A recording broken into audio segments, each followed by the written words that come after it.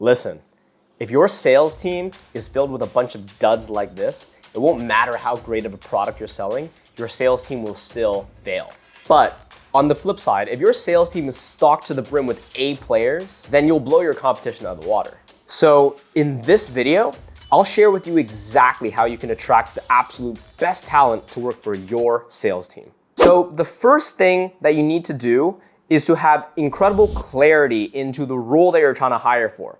If I was to introduce you, for example, the world's best dentist, but instead of having this dentist clean your teeth, you're having them do your plumbing for you, your electricity, how successful are they gonna be? And how happy are you gonna be of the results? The reality is not that you brought someone in who's not talented, you're just bringing the wrong person in for the wrong role. So that is the same thing when you're hiring for your team. Do you know who is actually needed for success in your organization? Are you looking for someone who's primarily an appointment setter?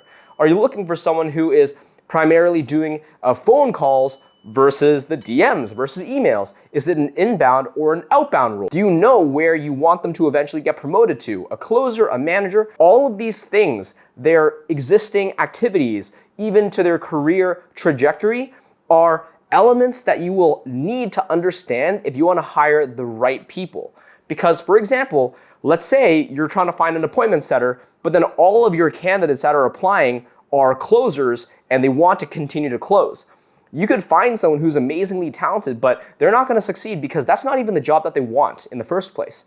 So you need to really understand actually prioritizing what you need in your particular role rather than just trying to find any and every candidate that just happens to have a good resume. Now, the second thing that you need to do in order to get the highest quality candidates for your sales team is that you want to build a recruiting pipeline. The reality is, if you are only hiring when you need to hire, you're already fighting a losing battle. And this is how most companies do it. They react out of desperation. They react out of necessity. But let me give you an analogy. You're probably in sales. Would you only prospect when you're desperate for a customer? Or would you be prospecting and doing business development all the time, whether or not your business is doing well or if it's not doing so well? The answer is you should always be selling. You should always be generating more leads. Whether you win them or you lose them, you always want to have a rich pipeline waiting in the background so that you're never going to run out of leads. But for whatever reason, when it comes to hiring, people only hire like the 3 weeks before they need someone. Imagine if you needed someone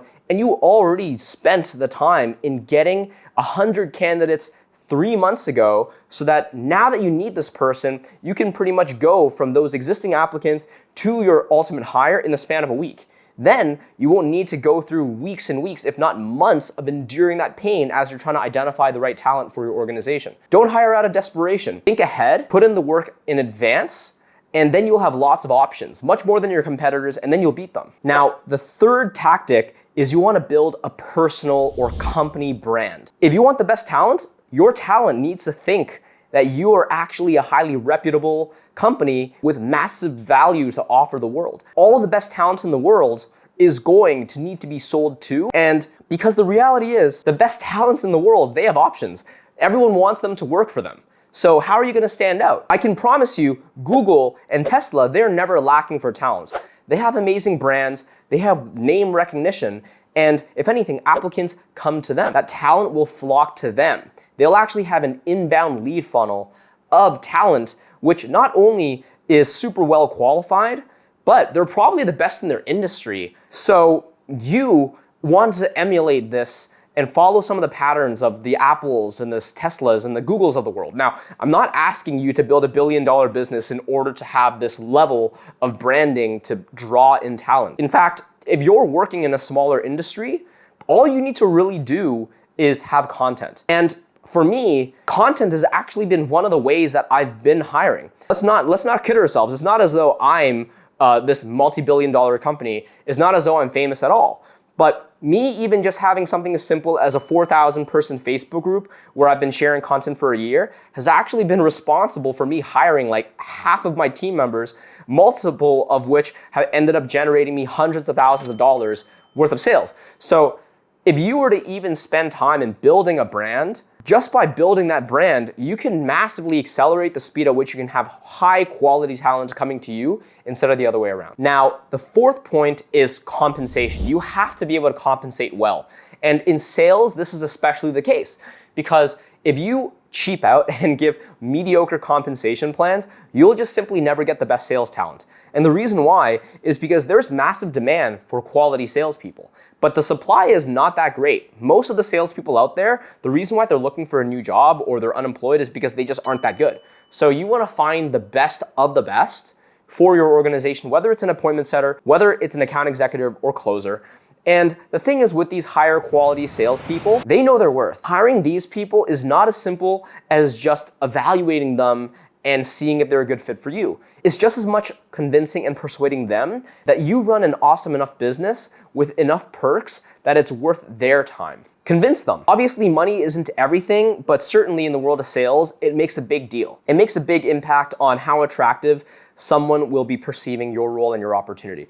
Now, if you do want a video just about compensation for sales reps, leave a comment below. I haven't made it yet, but it's actually on my mind, but I want to see some interest. Then I can make a really detailed video just about that. Also, leave a like and a subscribe because then you can be notified when that video comes out. And this is also a brand new channel. So I would really, really appreciate the support as I'm getting this channel off the ground. Lastly, you want to be screening your talent really well. Because if you really want high quality talent that fits to a T the ideal sales rep, so to speak, you're gonna need to do a great job in the filtering phase. So this begins with you first having a scorecard, right? What are all the different things that you're hoping for out of a sales rep? Build that into like a checklist or a rubric and have that essentially as you're evaluating these people through the interviews and mark down whether or not they're meeting those requirements.